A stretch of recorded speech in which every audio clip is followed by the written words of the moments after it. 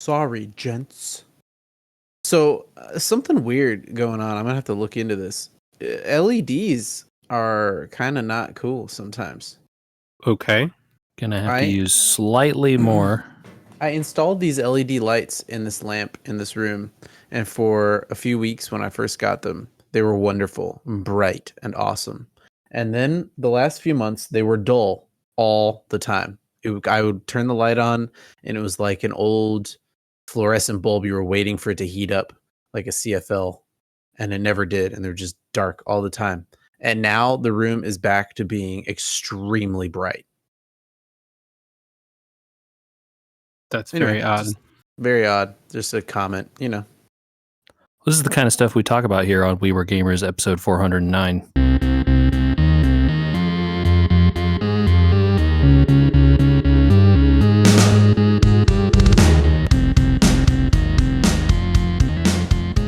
Ah, she's right into it. I guess that means I've been told who's hosting. Apparently. Hello, Andy. Hi, Jay. I almost called you Michael. I mean, how are you doing, Michael? Since apparently we know your name, but Andy doesn't know mine. I'm doing okay. Hi, JJ. Hey, how's it going, guys? It's going pretty good. It's a good week. I was trying Andy, to yeah. I worry about the wiring in your house, my man. That's my concern for you now. The wiring should overall be good. There's no aluminum. Checked that when we moved in. It's all grounded, and there's 2 new panels. It should be fine. You got the bases covered. It should be. What else is on the circuit that room is on? So the lights aren't always on the room circuits, as many people who have dealt with old wiring may know. Okay. Lighting is not always consistent with sectioning, because in the past, lighting was a heavier load than it is now. Because I'm wondering, were you running the electric dryer, or was there some refrigerator or some other heavy load on that line? So electric dryer is on its own 220 circuit. On its own, as it should be. Yeah, and the fridge may well be on. The kitchen is a mess and needs to be rewired when it is redone. There are things that are not on proper circuits with the kitchen, but I don't think so. It's unlikely. And the electric car charger is on its own circuit. I think it's the bulbs. I think is the thing. I think LED controllers are now produced mass and cheap, and it could be just that we're in for a lot of trash when it comes to LED light bulbs these days. Yeah, I mean, I guess, are you buying the cheapest ones you can find for I didn't think so. At Home Depot or something? I guess I didn't think so, because I had to buy a weird size because they're inside of a ceiling fan, and there was only one option, so I thought that meant it would be all right. And I wanted 2700 Kelvin, so you get what you get. I wonder if the ceiling fan is also potentially suspect. Could be that they don't want to play nice together. We'll wait and see. More to come. Well, I have been told we got some food topics coming up, but before we convene the court, because it sounds we may have to convene the court based on what I read in this chat over here. I think the court is going to stay in session, including multiple items, is what I'm going to say. Okay. Well, you told me you had some sushi, and I don't see why the court is involved with sushi. Sushi is great. Hear ye. What could there possibly be? No, now I'm worried. JJ. Uh-huh. When you went to Japan. The honorable JJ. Presiding. Judge JJ. It would work. I like it. You're in for a new career, man. Judge JJ. Law school. Ugh. Does Judge Judy have a degree? I think she does, actually. Yeah, maybe she does, but some of those other judges that are on TV now don't. Oh, guaranteed no. Yeah, I'm pretty sure Steve Harvey. Does he even have like a communications degree? I don't know. I'm 99.9% certain. I at one point looked up Judge Judy to see if she had a JD, and I'm sure she does. And in the back of my head, that's a fact. So we're gonna stick with it. JJ, get on it. Get to Harvard Law or whatever. Ugh. Okay. I think you can get them online now, which would be appropriate for discussing whether or not in Japan did you go to Kura Sushi? No, we didn't. Okay. Do you know what I'm talking about? Yes, because there's one in San Diego, and I have been there. What do you think of Kura Sushi? It's a fun amusement. Mm-hmm. But it is not sushi, or it is sushi, but it's not great.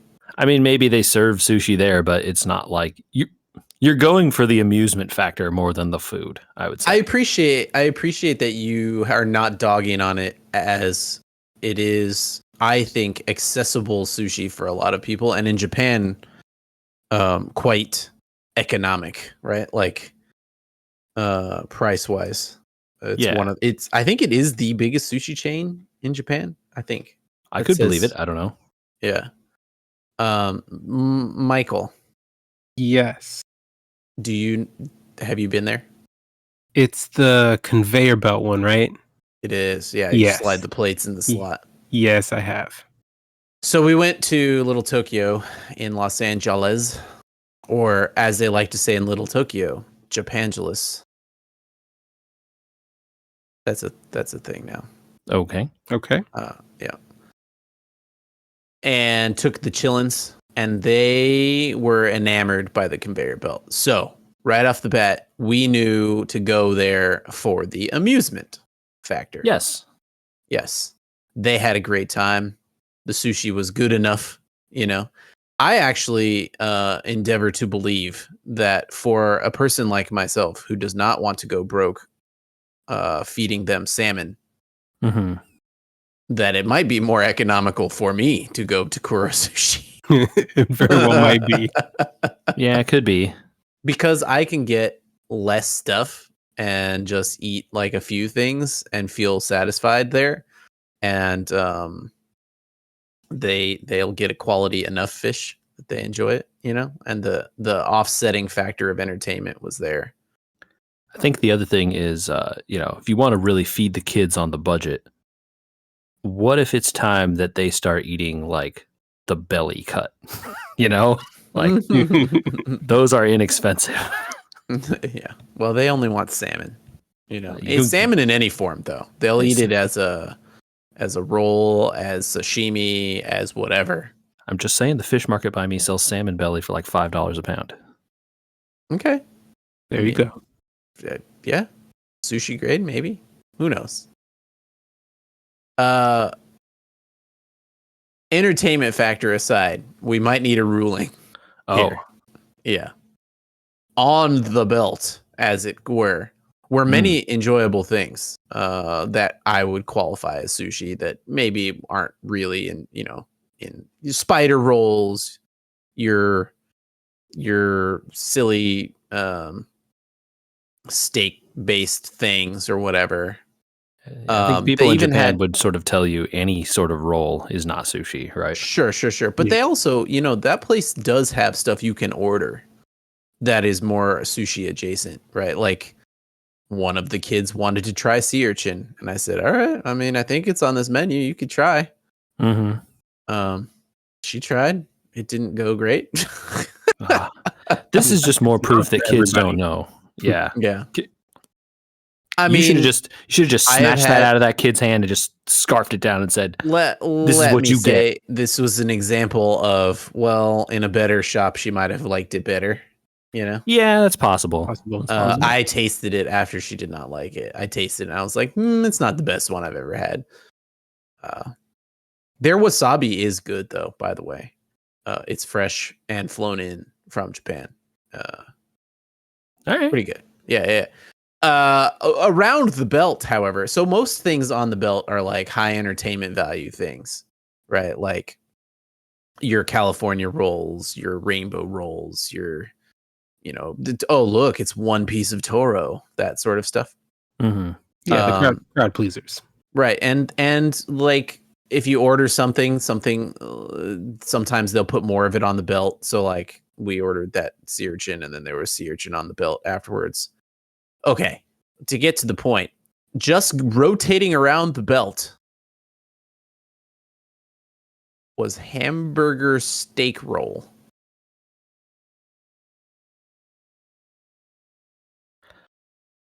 This doesn't work for radio, but I'm making a very I think the dead air is displeased enough. face. I think the dead air is enough for all of us to have said, I'm not You're gonna have to opposed. describe it. Okay. Okay, so do you know how a sea urchin roll is wrapped? Yeah, it's like it's not wound like a tekkemaki. It's not the California roll style. It is the roe style, kind of like a pie wrapping, where the seaweed is sideways, the rice is inside, and the stuff sits on top. Okay. Right? Like you would put in a urchin or a lot of different rolls come that way that are kind of on the messier side, almost as a container, as it were. Okay. It was that with a chunk of hamburger steak on top. And a hamburger steak being literally pressed meat grilled like a piece of steak. Yeah, okay. Covered in eel sauce. I mean, you put eel sauce on almost anything, it's probably all right, but that's why it's sushi now. I don't know. So the ruling, Judge JJ. Yeah, I mean, I think you're going to get me to say that probably anything with beef isn't really sushi. Why do you think they serve? Why serve the beef? I think it's because it's a high entertainment value kind of place. They get people who are like, "Ew, fish," and then like they have this for them. Mm-hmm. There was a robot that delivered my water. Very cool. So like that's my assumption, right? It's like, there's a group of friends, let's all go out for sushi on the town or whatever, right? And the one friend is like, but I don't like fish. They're like, they serve hamburg steak rolls or whatever you just called this, right? And it's like, come on. They're like, I don't know. And then they try and like, oh wow, I can have this. And then someone feeds them real sushi and they're like, I was wrong my whole life. I finally been converted or whatever, right? Like, I don't know. Mm-hmm. All right. Well, A+ for entertainment. Did not try hamburger steak. Yeah. Folks out there, those Kura places are fun. It is. You should go once for sure. Yeah, it's worth going for sure. I don't know if it's worth waiting like an hour plus in a line, but there obviously are always lines for some reason. I don't know that I would wait very long, but we waited about 20 minutes. It wasn't bad. Plus, there's lots of stuff to do in Little Tokyo, which is now mostly shopping, by the way. There used to be, I mean, it was always shopping, but the like Little Akihabara area used to be like actual electronics, and now it's just a gigantic. The whole thing's been taken over by Gundam model places and Yu-Gi-Oh cards. Okay. Yu-Gi-Oh very popular. Is it? I guess. I don't know. Yeah. Mm-hmm. I mean, I'm into those model kits. I built a lot of them. I think in high school, even we built a bunch of those Gundam Wing ones. Yeah. Look, they're cool, man. I'm not against them. I just didn't realize every store there would sell them. It's the margin that good. That's crazy to me. I think, maybe the margin is quite good. It's cool. I mean, more people should build model kits. I'm not bagging on that part of it. I just was surprised to see the shopping having shifted so much. Well, we have called the court to session. We may as well continue hearing cases before the court. All right, JJ, I'm sending a picture. Did People used to. I'm Oh gonna yeah. enter Okay. this into evidence as Exhibit A. Just look at the packaging, and you already know what you're in for. You know. I don't like that it says sauce. like the cup noodle should not say sauce. Andy, you're gonna have to include this in the show somehow so people can see this picture, because this won't make any sense if people don't see this. Okay. But Michael, what the hell is this? First of all, you see the little bottom corner, Walmart. You're not starting off on a good foot there. JJ, it's a Walmart exclusive. Good? Question mark? So it is for those who can't see it. It is cup noodles campfire s'mores flavor. Cup noodle brand, not off brand. Cup noodle brand. Uh-huh. Campfire s'mores edition. First off, Nissin is the only cup noodle that you should eat, which unfortunately this is. So yeah, I'm starting to reevaluate my Nissin. Is this like coming from like Nissan USA or something? And meanwhile, like Nissan Japan is like, oh my God, what did we let those I don't know, man. do? Japan's the one that gets all the cool Kit Kat flavors, so I doubt it. That is true. For folks who've never paid attention to that, like you can go into Japan and they have all kinds of weird, like usually pretty good, wacky Kit Kat flavors. I mean, they have like melon and the melon one's good. I know it is. That's the one that came to my mind first because it's good. I've had the green tea ones; those are great. Oh yeah, the matcha one. The strawberry and cream one is great. Yeah, that's good. I think they have pistachio, which eventually made it here. Yeah, so but this is. Oh, you know what they had? Beyond the pale. Kit Kat. Sorry. We're off topic. It's certainly a pail of slops. Is what it is. Pale the other way. Yeah. Michael, you're bearing the lead. We ate this. Well, wait, hey, what? It started as a joke, JJ. So we came across this a couple of days ago and sent it to Andy as a joke, knowing that he likes good things that are s'mores flavored, cookies, beer, etc. Yeah, sure. Things that are already sweet and have those flavors somewhat embedded in them. Exactly. And then on Friday of last week, we both showed up to a birthday party for a mutual friend, and someone was like, "Hey guys, look what I brought," and pulls out a cup of the campfire s'mores cup noodle. It was not as daunting. Unrelatedly, or is this person also in on it? Unrelated. Look, it was not as daunting of a moment as when that Packy chip came out, and you were like, "We're eating this." Oh yeah, you didn't fear for your soul. I mean, this court has already ruled that you shouldn't be doing stuff for the gram, right? And that was our hubris in defying the rules of this court, which you may not have made at that time, but that's not the point. No. So this is just the stars and the universe aligning, telling you that you needed to have this. So we had to try. So we had to try because it was like, well, we joked about it, and this person brought it, well-meaningly, I think, in a maybe not well-meaningly, because she had already tried it. I was going to say she had already tried it and wanted the rest of us to experience it. This is like a sharing the pain situation. It was like a you can't believe what's going to happen here moment. Yeah. It smells like s'mores. It does. Okay. And to be clear, to make cup noodle, you must put hot, near boiling water. Yeah. Oh, yeah. To be very, very clear here, it is still cup noodle. It's not like you pour boiling water into this and then all of a sudden something wacky happens and it's like a big joke and it's not actually cup noodle. You pour water into it.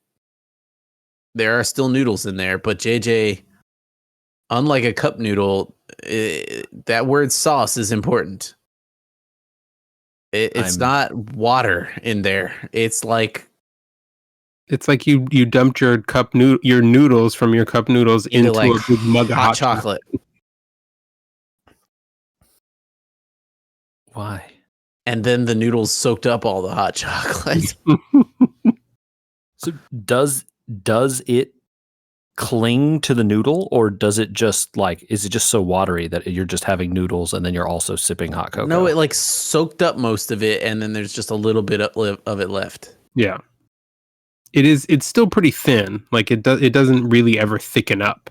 So it's still pretty brothy. Yeah. What color is this water? Brown. Yeah. That seems real off-putting. Mm-hmm. It didn't do it for me. It was like you chewed on a very cheap cup of hot chocolate, and the texture was completely wrong for the flavor.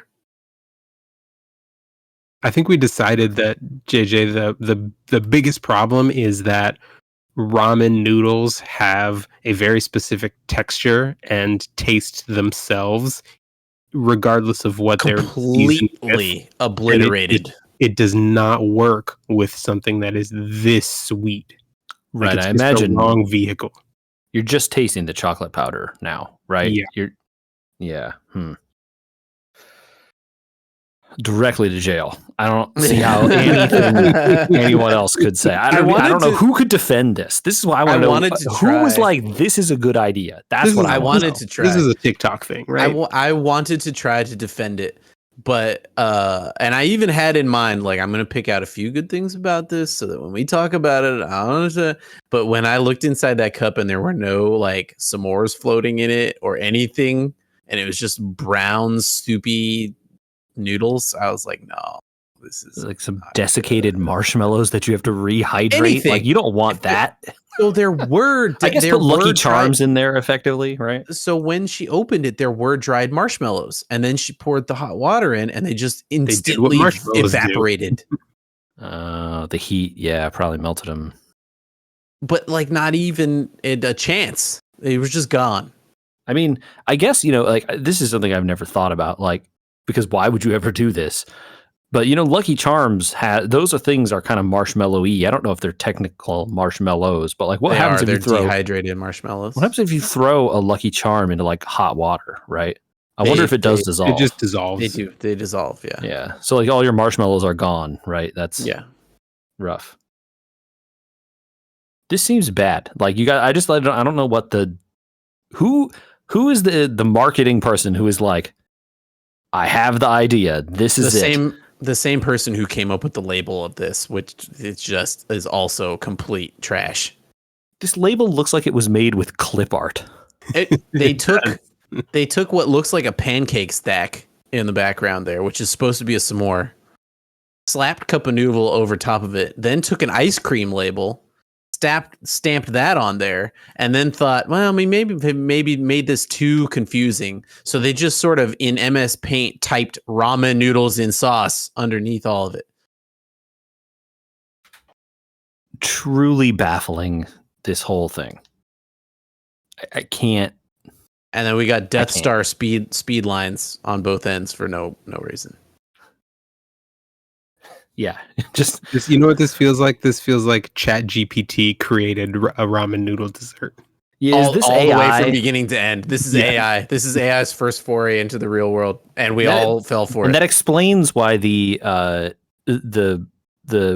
s'mores in the background there are look like pancakes. Then. Yep. Mm-hmm. You have now cracked the code, and I will not be convinced otherwise that this was not AI from beginning to end. Yeah. Other than like Michael says, like, you make this as TikTok food, I don't know who would see this and be like, yes. Like, no. Did you try giving it to your kids? Yes, they liked it. Okay, that was going to be my next question, is like, do kids like this somehow? And I guess the answer is yes. Yeah, it's sweet and sugary. They'll eat anything. Even sea urchin? It's not sweet and sugary. That's what the eel sauce is for. Yeah, put some eel sauce on it, I guess, maybe. All right. That's, It's too much time. Nothing else. It's too much time for the noodle, man. I can't with that. We all knew you were going to gavel that one. You knew before you even brought it up. Michael typed it in the chat, and I was like, I guess we have to convene the court. Like, I don't know what this is. It sounds bad. goodness. All right. Guys, there are other things that have been going on. Which way do we want to go here? We want to talk about games? We want to talk about TV? Do you want to talk about, I don't know, what sounds, who's raring to go about something? I think we got to do games. Okay. I'm still playing that Elden Ring DLC. I watched a very good video of that today that said it had the like they're locked in here with me clip at the beginning of it. Mhm. And it was a guy, JJ, this is going to be really fun actually. Because have you gotten to a guy wearing lots of armor that has two fiery swords that look like lightsabers? That's like 15 different bosses potentially. Was one of the lightsabers blue and the other one red? Absolutely, yes. Okay, yeah, I have fought this boss. So there's a guy who posted a video of him. It's a female boss. No, there's a person, I should say. Oh, a person on the internet, not a guy. But, we're in California, so it's dudes and guys for everything. Right. A person on the internet who matched their armor set. They look almost like they are the boss with their armor on. They have a gigantic sword just like the boss that looks similar to the boss's original sword before it turns into a lightsaber. So you got two shiny peoples facing off against each other, and they play that clip, and it's like you're locked in here with me, and you honestly could only tell that the player is the player because the camera follows them. And not the other one. It looks like the boss is just getting punked like a normal Elden Ring player. How do they get the boss is a little bigger though? Did they use something to grow taller? No, you could do that. No. It's okay. No, but it is one of the funniest clips of Elden Ring that I could imagine, where it's just like, is this boss even trying? Or did they just film themselves getting beaten up? It took the UI off. Yeah, I don't know. Very. How funny. is that boss? How is that a fun boss to fight? Because it looked like this person had created a very fun video of them destroying this dude. This boss, I believe, is named Rolana. Yeah, it was fun. My character is sort of built for strength and like a little bit of faith. So a lot of like me carry big hammer, hit thing hard. Oh, this person was definitely more of a dodgy, rolly person. I mean, you still do the dodging and the rolling, but hammer big though. And yeah, sometimes one big hammer isn't enough. You need two big hammers. This also video had this move with the sword where they were impaling the boss with the sword, and it just played into the whole aesthetic of like, I'm just trouncing this thing.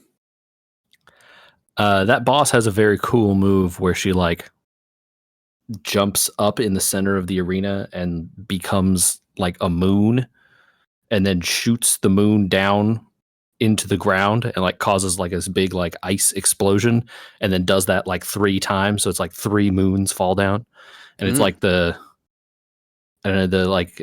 whole arena like jumps effectively. So you have to like be really ready to like jump your character, because if you get caught on the ground, it's like an earthquake, right? And you're going to get stunned and hit again and again and again. Oh, right. Okay. Yep. It's like really cinematic. Like the camera pulls back. You watch this like giant moon come out, and basically like the moon gets thrown down in the middle of the arena, and then you usually die the first time. So very cool. I had a fun time with that boss. Yeah, there are some NPCs you can summon for that fight, who I brought in and helped me out quite a bit. Mostly just in that like being big and having a thing hit the hammer is all well and good, except that this boss is very fast, and that's kind of a problem when the hammer is big, not so fast most of the time. Mm-hmm. So it's nice to have someone else in there like doing something when the times where I have to like, oh, okay, put the hammer back on, run across the thing, like try and find the person, right? So I've been having a really great time with it. I've learned the the discourse on this game has been about how you pronounce the word of the fragment for this thing. Have you guys seen the name? No. I have. Okay. Have you seen this, Michael? No, I haven't. So I haven't seen that there was a conversation about it. So the name of it, if you look at it, it's spelled SCADU. SCADU tree. So Skidoo tree. All I can think of is Kung Fu Panda. Kind of. Yeah. Goodoosh. And this game is very like medieval fantasy style stuff. So there's a lot of Old English kind of creeping in. And apparently this word in Old English is kind of pronounced like closer to shadow. Okay. Which then fits with the whole, like, there's a whole shadow tree theme to this DLC. Shadow of the Erd Tree, right? Okay. So people were like, "No, you people are saying it wrong. It's shadow or shadow. It's not scadoo." And people are like, "English? Like, what can we do? I don't know, right?" It spells jail like GAOL, right? Sure, yeah. So I guess you could have somehow intuited that from this.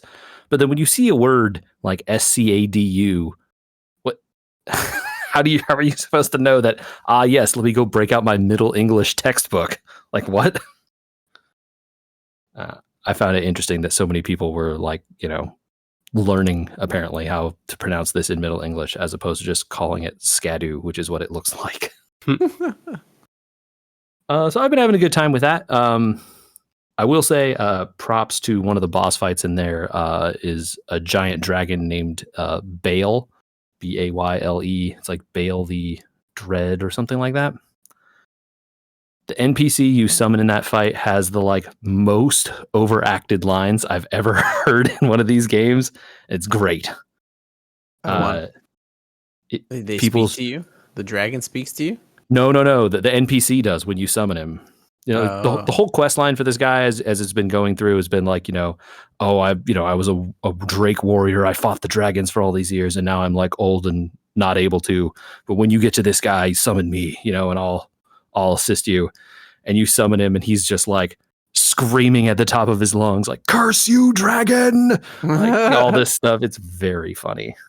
So is this a little bit more of a open, not as a lot of the bosses, it seems like in Elden Ring, the first go around were more like focused on being kind of horror genre style bosses, a lot of like dead reanimation and like all that kind of thing, which is more Souls like. But a lot of the bosses I'm seeing this go around are like dragons and knights and all that sort of stuff. There's plenty of that stuff in regular Elden Ring too.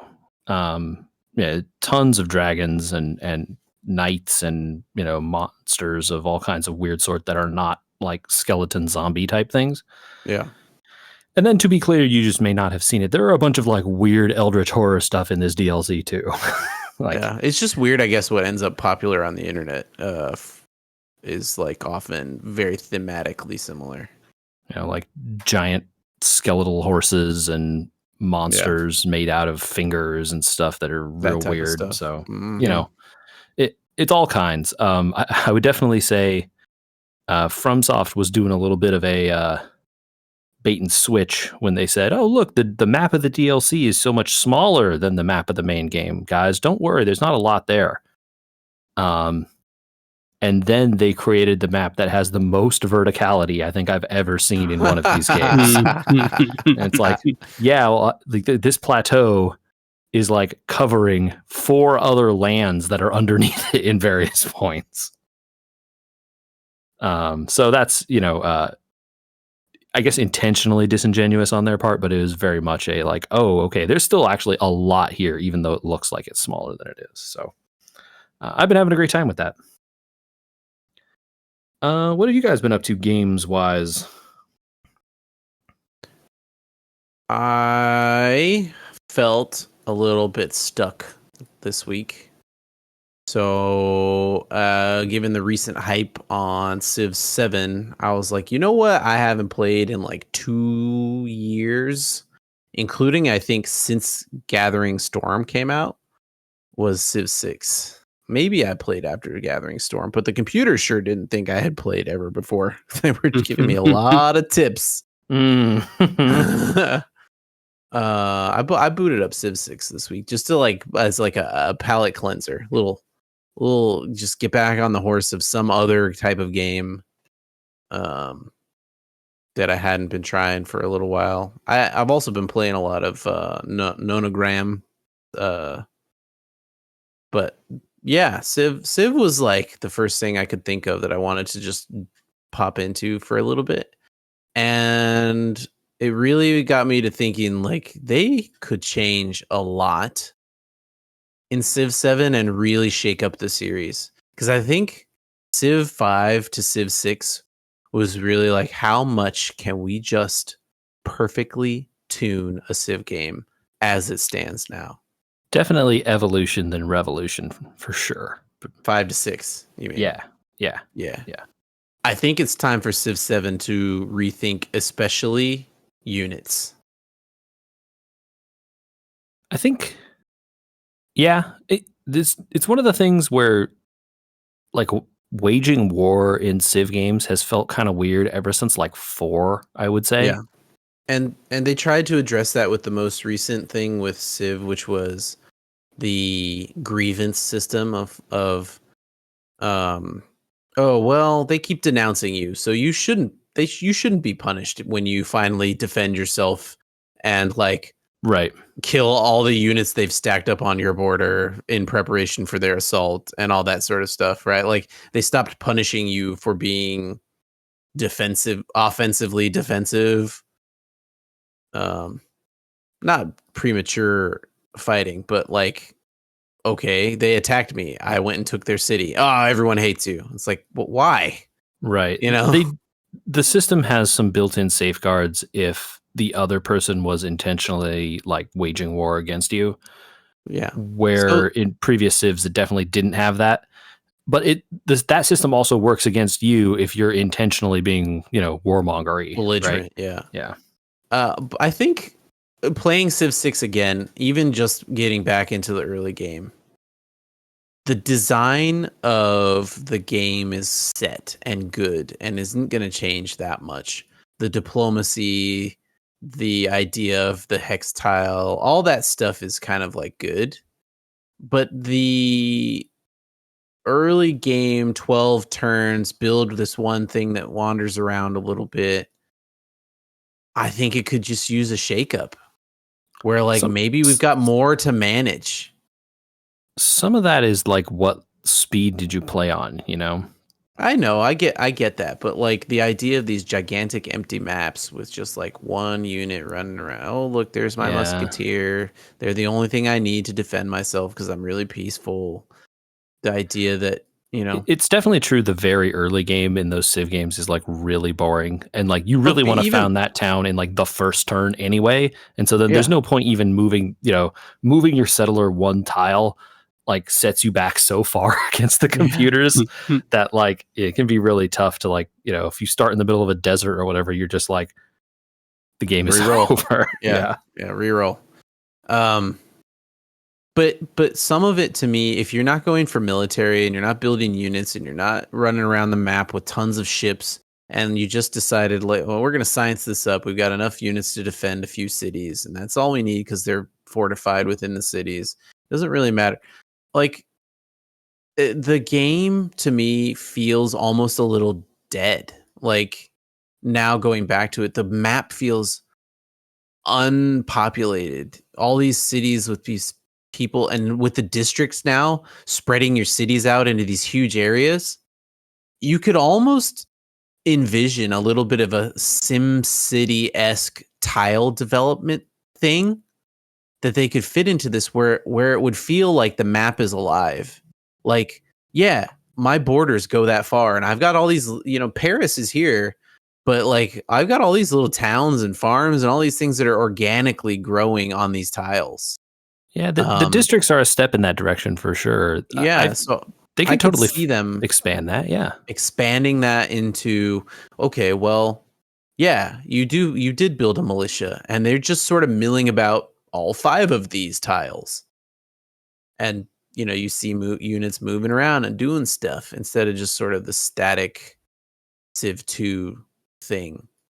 So that was my thought on Civ 6. That's it. Yeah, there you go. well, it's pretty good. I mean, Civ's a classic. Civ 7 will be good, and it got me excited, even though it's not coming out for another year, to just jump back in for a week or two and play a full game or whatever. See if I can win as the French. I don't know. Whatever. Yeah. There's some of those challenges in those games are pretty tough. Like I actually might play dive off into that type too, for one of those civilizations or whatever. It can be tough. Or they've got that new pirate thing that they dropped into the game that I haven't tried, where it's like build an entire pirate nation. Help expand an empire by being like a bunch of privateers. Yeah, Very it was strange. that like one of those scenario things that they built. Yeah, I haven't tried that one either. Could be fun for sure. All right, we got. You want to talk about diving back into a classic? Andy, what'd you learn from that Starcraft Brood War run at GDQ? Oh my god, great one! I learned just float your buildings over the enemy. Right, it's such a novel strategy, isn't it? You just drop your base on top of their base, and your escort wipes them out before they can take out your building. Yeah. What if your units in the early game were almost as strong as the computers in general if you could get there? Right? Mm-hmm. Like the way that the maps in Brood War were set up, it was like, yeah, there's a lot of units in the way, but there's not a lot of units back there. And the computer's not, unlike StarCraft 2, the computer's not building. So if you can just get there, you can trigger the end of the level. Yeah. Just fly your barracks over there, plant it back down, and build Marines right in their face. Or your guy just walks out onto the level, the little icon that's the level trigger. Remember, there were a lot of those.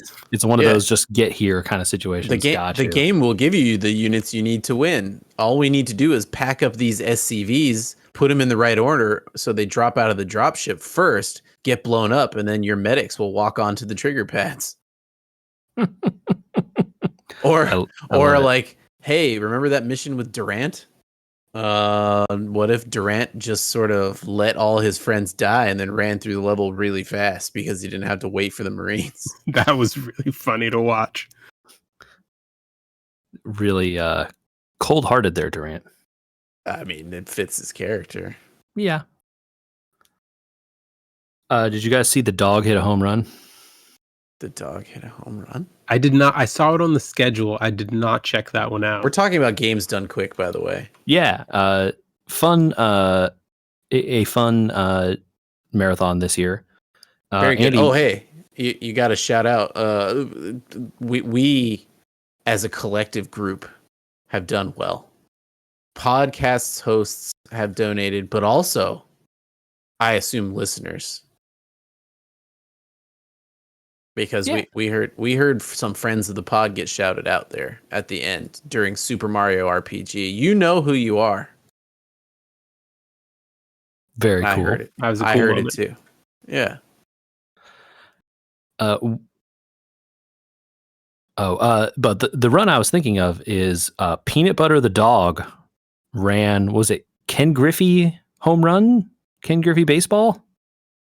Oh, didn't the dog play last year? Yes. Yeah. But I think the dog won a game of baseball.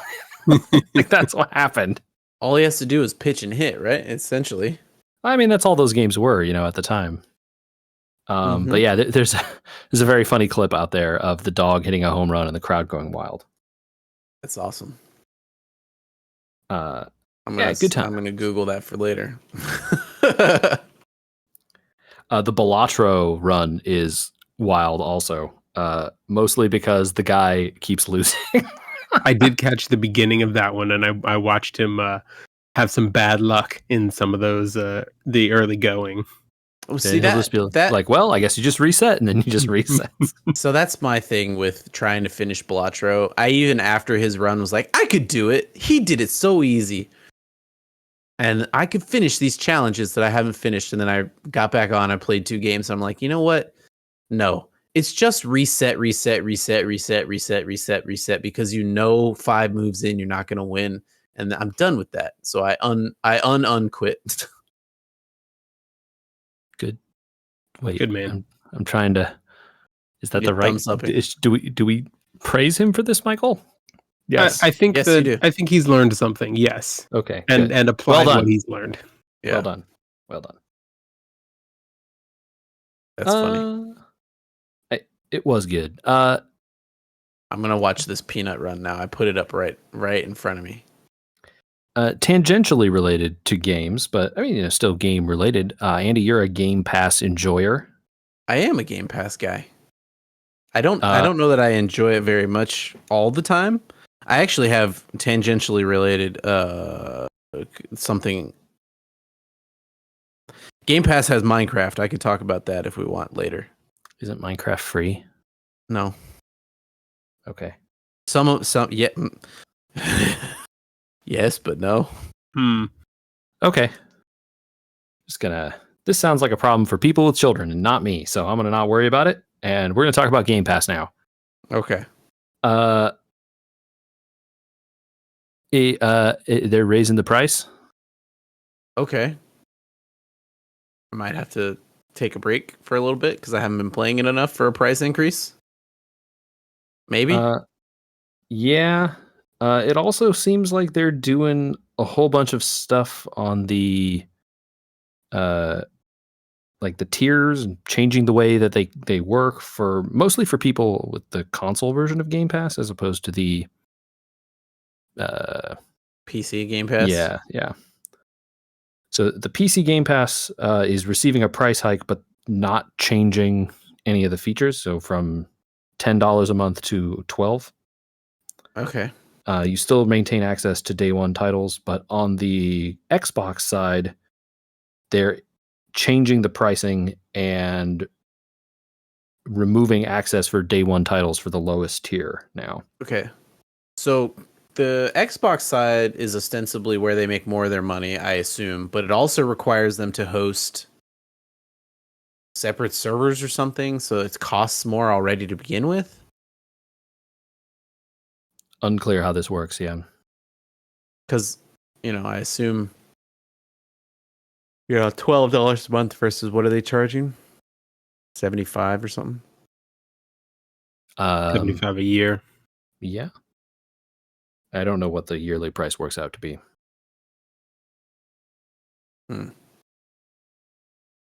Cheaper than PC Game Pass is probably the answer, actually. But that's for the lowest level, right? The cheapest level now is $15 a month for console users without day one titles. Ouch.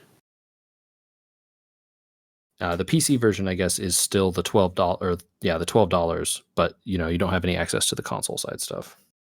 Yeah. And then I guess whatever the ultimate tier has increased in price and still doing whatever it's doing. I mean, it's been a really good value for a long time. I don't know if they're still actually losing money. I assume they are. They got to start making money on it, otherwise it's not going to last. And then really, really damage the industry after they've bought up all these companies to try and put on Game Pass.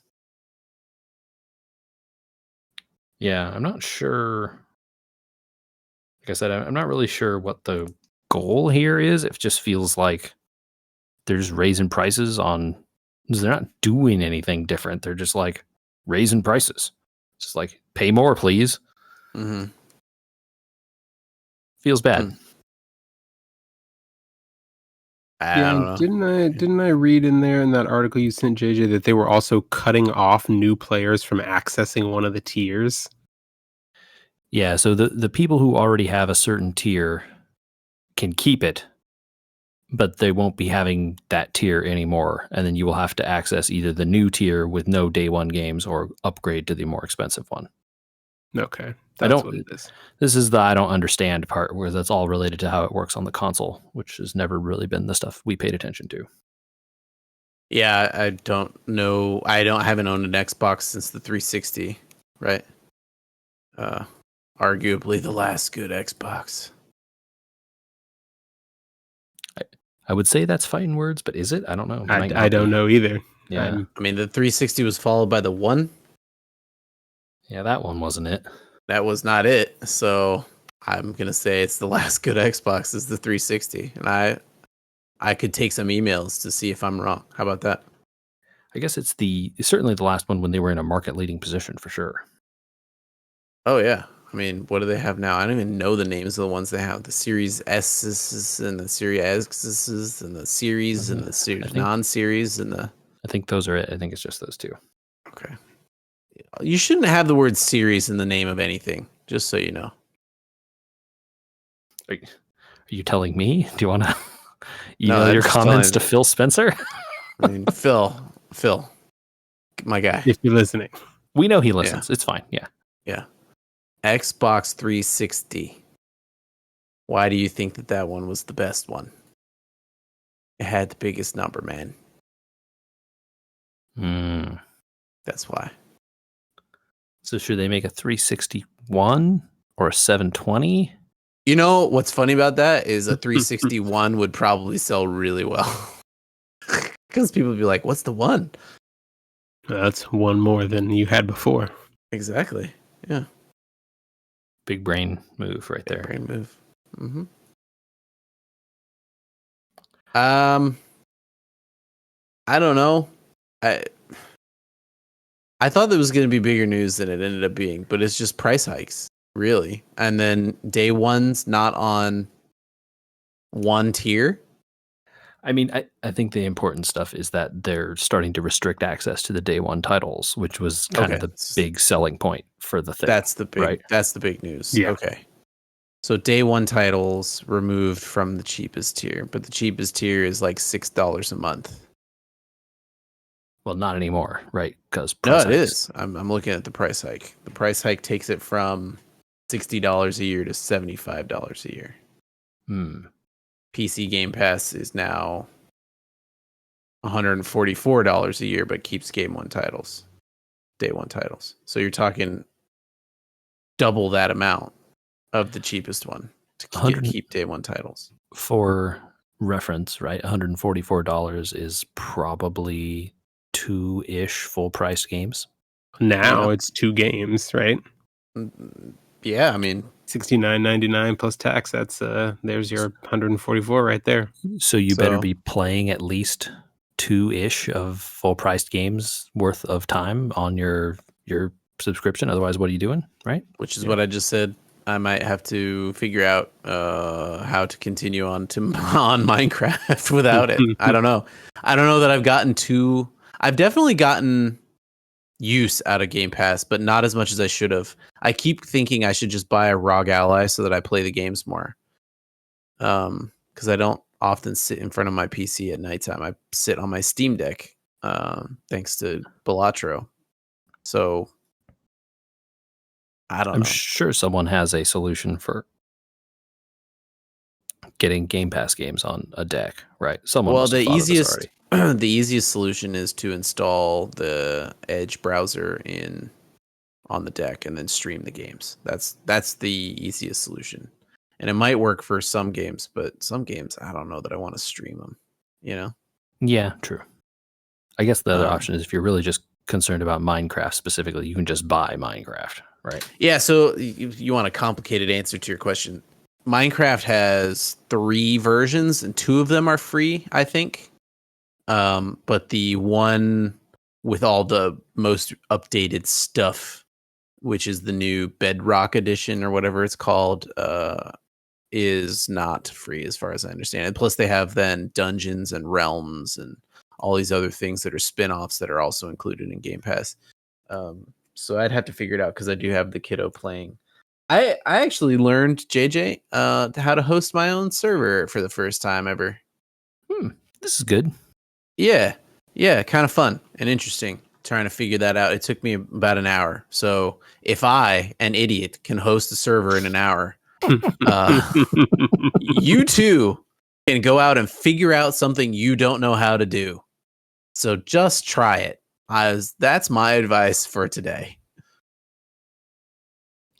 I think that's highly solid advice. And I wish some people in F1 had taken it, Andy. Oh, yeah? Just go out and try it, man. How bad could it be? Well, I guess. Did you watch the race? I did. I did watch the race. Where were we racing this week, guys? England, Silverstone. Silverstone in classic. jolly old England, yes. Yeah. It was rainy again. And what do we know about rainy races, Michael? All kinds of craziness ensues. I wouldn't call this one as crazy as other rainy races, but and yet 2 people ruined their races completely by doing exactly the wrong things, right? Right. Yeah, but did they ruin them? Did their teams ruin them? I don't know, man. Hard to say, but Sergio Perez and Charles Leclerc just decided we want to be on the rain tires when it was the wrong time, and they just got sent to the back of the field. Immediately to the back, straight to jail. And then never recovered. No, they did not. And that's like every rainy race for Leclerc. Every rainy race, he's in the back during qualifying, and every rainy race, he doesn't move up because they try to give him dumb tires. And then it doesn't work, and then he stays in the back, right? Yep. I don't know, man, but if you're the Reds right now and you're looking at your lineup, you're like, I guess Hamilton's probably still pretty good, and we've got this other guy who can't get out of 10th place instead of the guy that's running in the top places that we let go. You know, I assume the problem there is, you know, they gave Leclerc that huge contract a few years ago, right? And so they're like, God, they can't get out of it. Sunk cost. Oh, no. Right? Yeah. And so they're like, all right, fine, let's bring in someone, you know, to mentor him. We'll get Lewis. Unlike other races, I think this one had a lot of action at the beginning, middle, and end instead of just in one spot, which was kind of nice. And there was action at the front, unlike normal. Yeah. The race was very funny, Michael. The race was split into 2 halves. Okay. The top 6 and everyone else. Something tells me that in that kind of split, the everything else is way more entertaining. It wasn't that entertaining. It was okay. The funny part is that that's not halves. There's 20 cars. Yeah. No, but it felt like halves. It was like there's this half of the race, and then there's everyone behind Nico Hülkenberg. Yeah. So what did you think about the I thought some things. I thought some things. One, the Red Bull car looks bad. Yeah, it wasn't doing hot. Norris and Verstappen seemed like they were doing a middle school dance where they had to leave room for the Holy Spirit. I don't know, Michael, you remember those two crashing into each other last week and our descriptions of that. So they were fighting in the top 6, and they were fighting for second place at multiple points. And it was just like, oh, he passed him, and there was no fight. Oh, he passed him back, and there was no fight. And he passed him back. Oh, there's no fight. It feels very British, very proper and gentlemanly. Well, yeah, one of them's British. I think the other problem is that, towards the end of this race, there was so much, you couldn't the DRS advantage is so strong in a couple places here. Yeah. And the offline, the defensive lines are all wet, and the main line is just dry. So you go to defend, and then they're like, "Well, this line is dry. Go around the outside of you. You get past. There's nothing you can do, right?" Mm-hmm. But I think you're correct in saying that the McLaren cars looked like they were faster than the Red Bulls the entire weekend. The McLarens looked amazing. The Mercedes looked very good. Yeah, very good. It's funny because Lego came out with a my dimensions speed champions McLaren. And I was like, I do want an F1 car for that little collection of cars we're building. You know, we've got the Aston Martin DBS. We've got the Lambo Countach. We could use an F1 car. And so far they only had the FE for Mercedes. And I was like, nah, I don't need an FE car. But they brought out these McLarens. And I was like, do I want a McLaren or do I want to hold out and see if they're going to do a Red Bull? But now it's like, the McLarens are at the front. Maybe I just get one of those. Yeah. Yeah. And, you know, what do you think about that tire call that Lando made at the end? Right? Yeah. The stakes, Michael, you know, the track is drying out. They've been on the intermediate wet tire for a while. Way longer than everyone thought they should have been. So the intermediate tires and the wet tires, Michael, when they get hot, they need water on them or they will disintegrate. Sure, yeah. Literally disintegrate. And so people stayed on these things and they're already talking about like these tires are falling apart. You guys got to get us off these tires. And like, you can't yet. And then the daisy chain of everyone changing tires happens and Lando has to make a decision. And go watch the YouTube video that Jolyon Palmer put out about the analysis of how this went. And folks should go see that on F1's YouTube channel. It's really good. But basically, like it shows the difference between Mercedes and McLaren. And the McLaren people are like trying to give a PowerPoint presentation to Lando over the radio. It's like, well, we could do this to cover Hamilton, or we could do this to cover Verstappen. Okay, so I thought you were going to explain this part. So Hamilton went on to soft tires, and Verstappen went on to hard tires. Correct.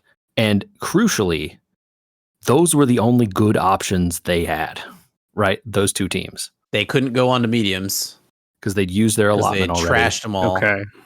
Yeah, and Red Bull had new hards as opposed to used mediums. And it was like, well, the new ones will be better. And Lando had a choice of scrubbed softs, which are like, lightly used, or new mediums.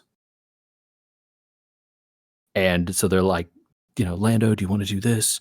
Versus this would cover off Verstappen, and like this option would cover off Hamilton. What do you think? And then like he's driving a car at 200 miles an hour, heading towards the pit, trying to make this decision. Right. Oh gosh. and then he goes like, okay, like, this one, we'll go to the softs. And they're like, okay, great, box, come in. And they put the softs on. And he missed the box, by the way. Yeah, so that's the other thing. Cost him a half second. Yep. And crucially, gave Hamilton and the lead of the race. Yeah, because there was enough extra delta there in the pit that Hamilton was able to drive away. And then, like after the race, like the three podium people, who I guess to be clear, Lando ends up in third, right, instead of second. So Verstappen later, Verstappen finally does one of those like, is he going to defend him? Oh no, he's by. And because Lando's soft tires are falling away at the end, Verstappen's on hards. He just gets around him, and it's not really much of a contest. And at the end, the three podium guys are standing around talking in like their cool down room or whatever, and they have a microphone in there. And Lewis is talking to Lando, and he's like, "You had new mediums, man. What are you doing? Why would you put the softs on? Those are worse. Like, what are you doing?" And Lando's just like, he says, like, Max in the corner was like, because not all the drivers have all the information about what's going on, because they're driving the car at 200 miles an hour, right?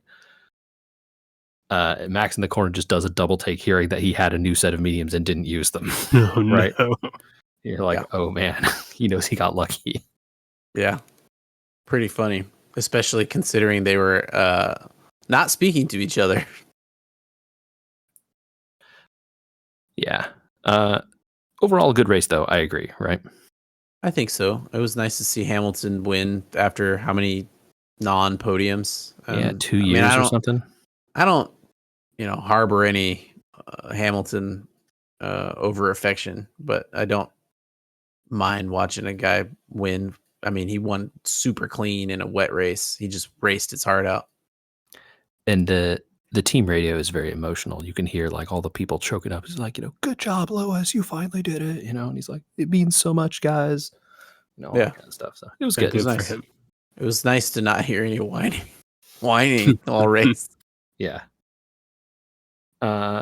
Norris keeps getting called out by the commentators also for like, I don't know, Norris, man. He was like, "Oh, both the Mercedes did an unsafe re-entry to the track," and they're both. Then all the commentators are like, "What'd you want him to do? Crash into the wall?" Yeah. So he's got some growing to do, very clearly, after some interesting decisions. And I think it's also it the makes case you where look like back a little bit on the previous week and be like, "There's some inexperience there for sure." Yeah, I think there's also some of this, like from the first time before Max won the Drivers' Championship the first time. It's like he's so hungry for it. He wants it so bad that he's like overcommitting and making errors all the time, right? He's got 1 first and 12 seconds. Yeah. Wow. The dude has like some really rotten luck. And like this one probably was his fault, although I guess like you could say the team's fault. Oh, because I mentioned the comparison between McLaren's radio where they're trying to give this like presentation. The Mercedes radio is like Lewis telling them how wet or dry the track is. Oh yeah, a few was really places. funny. It's really funny. They're like, "Hey, we think it's time to go on to inters." He's like, "Nope." He just said nope, and the team just shuts up. They don't say anything else after that. Let him drive. And then later they come over. They're like, "Hey, we think the crossover time is coming." And he's like, "Well, there's a dry line developing on this part of the track, and this part's wet." And they're like, "Lewis box." It's like no discussion. It's just like, "Come in now," right? And then it's like, okay. It's just like Mercedes had it all figured out. McLaren, meanwhile, tried to give a PowerPoint. I don't know why the McLaren team principal in a race where he's got drivers going 1-2 is on the broadcast. Like, why would he still do that? They pre-assign those things, I think, and you don't. He's never know. always the one. It's never Toto.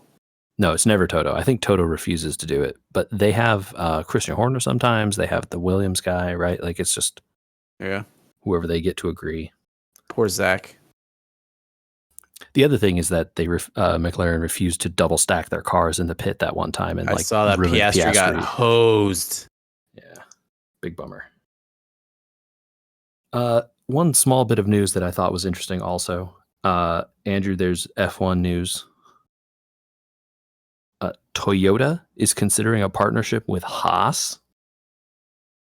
Get in there, Toyota. We could use another engine manufacturer.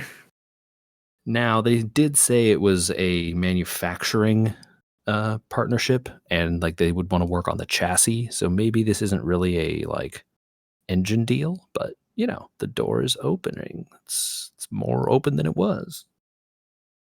We need another engine manufacturer because right now it's Ferrari, Honda, Red Bull, Mercedes. Is that it? Honda will be their own manufacturer, and Red Bull will be their own. But yes, like in 2026, right? Mm-hmm. Andretti is right there, you guys. For 20 cars. Yeah. 20 to 24 cars, somewhere in there, right? In the next couple of years. And there's 4 engine manufacturers. Well, Michael, if people want to know how to spice up, how they could spice up F1, where could they go? They could send that to podcast@weweregamers.com. Can we get a Shiba Inu to drive an F1 car? You have to build a custom racing wheel, but watch him inadvertently win first place first time out. That's what I'm saying. He can win He can play a video game. How much more? Can't be that much harder. We're on YouTube. That's the place. Find us on there. Appreciate all you folks for listening in. Oh, hey, and the 408 episode is fixed for people that missed last week because there was a weird Squarespace error. Yeah, not our fault on that one, folks. There was something going on with Squarespace's end because I saw what was happening and it wasn't our fault. Yeah, it's fixed. It was a good episode. Folks should go listen to that one. Listen, yeah.